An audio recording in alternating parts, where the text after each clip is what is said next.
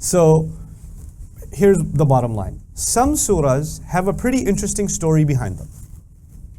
Not every surah. Not every surah has a story behind it, or a story that we know of for sure. Some surahs we know a story for sure. So Surah Al-Fath, for example, surah number 48 of the Quran, has a pretty elaborate story. You can call it the Treaty of Hudaybiyah. You familiar with the incident? Right? That if you don't understand the Treaty of Hudaybiyah, you're going to have a hard time understanding surah number what? 48. You need like a really good study of the entire treaty, every little detail, before you get to Allah's commentary on that treaty. That's important. So, or Surah At-Tawbah is at the occasion, the 9th surah is at the occasion of the conquest of Makkah. So if you don't know what's happening with the Romans, if you don't know what's happening with the Meccans, you don't know what's happening between, Ali radiallahu anhu and Abu Bakr as-Siddiq on their trip to Hajj and all of these details, if you don't know that, you're going to miss out on what Allah is talking about in Surah At-Tawbah. Some surahs have a pretty elaborate historical story behind them, and you better know. You better have a full picture of what's going on. We're actually entering a really interesting surah from that perspective. We're going to be studying Surah Al-Kəhf, right? Now what's remarkable about Surah Al-Kəhf, there are many things, many narrations about Surah Al-Kəhf. We're going to explore a bunch of them together, inshallah. But one of them that's really fascinating is that the Prophet ﷺ was asked certain quiz questions to see if he's really a prophet. And he was asked about who the people of the cave are. Right? Now the people of the cave, I'll let you know now, I'll give you a little hint now. The people of the cave are actually considered saints in Jacobite Christianity, in Syrian Christianity of the time. They were considered saints.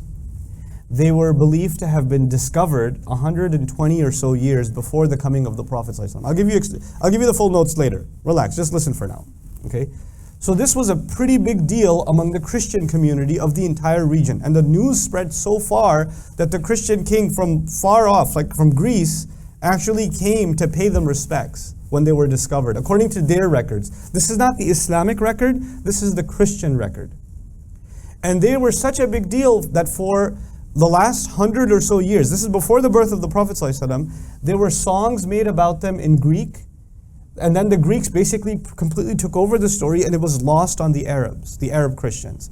And about 2 years before the Prophet was born, sallallahu alaihi wasallam, a Christian monk actually translated the Greek songs back into Arabic and Aramaic so the Christians could sing the songs of the priests. There are to this day churches that have murals of the 7 sleepers of the cave. They have festivals every year. This was a very big deal to the Christian community. Now, if you don't know what they believe about the people of the cave, I mean, we have some idea they have a story. We have some idea. If you don't go into the details of what the Christians had, what they knew about the people of the cave, what they believed about them, what songs were they singing? I'd like to know. What songs were they singing? Why was that a big deal to them? And then if you understand that history, then you look at Allah's commentary on the people of the cave. Guess what happens? You're just left in shock, like, whoa, Allah is commenting with such accuracy on a story that is not even owned by the Muslims. It's owned by who? The Christians, and not even the average Christian, the scholars among the Christians. And Allah is correcting their story for them. Allah is correcting their story for them. Now, if you don't know that history, you won't know that there's anything to compare it to. So you'll just read the history on its own, the story on its own, which is great. But man, if you study the historical context, it brings out some cool stuff, man.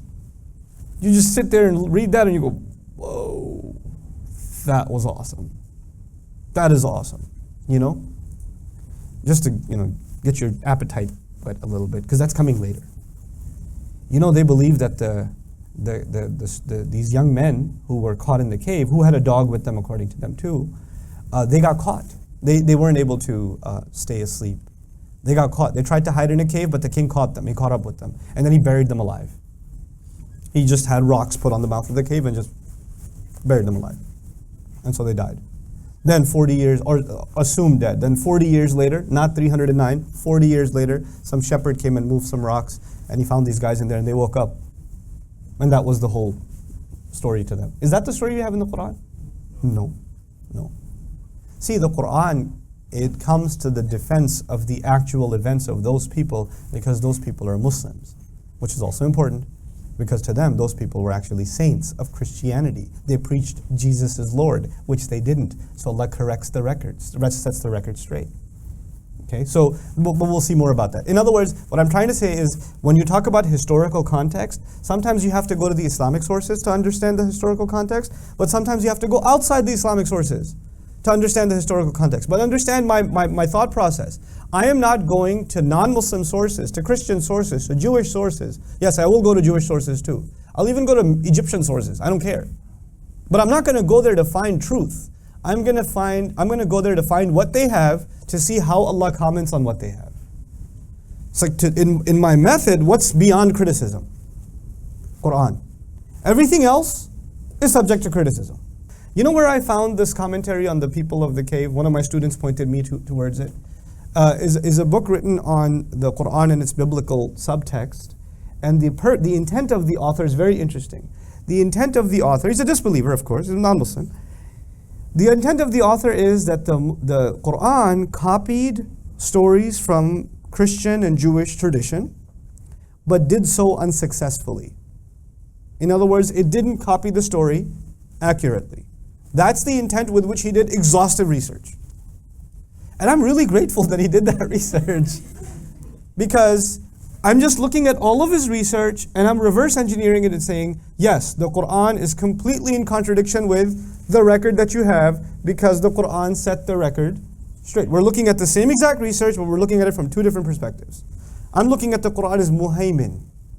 The Quran comes and protects the truth of what happens before, what may have happened before. You understand? So that's about historical context.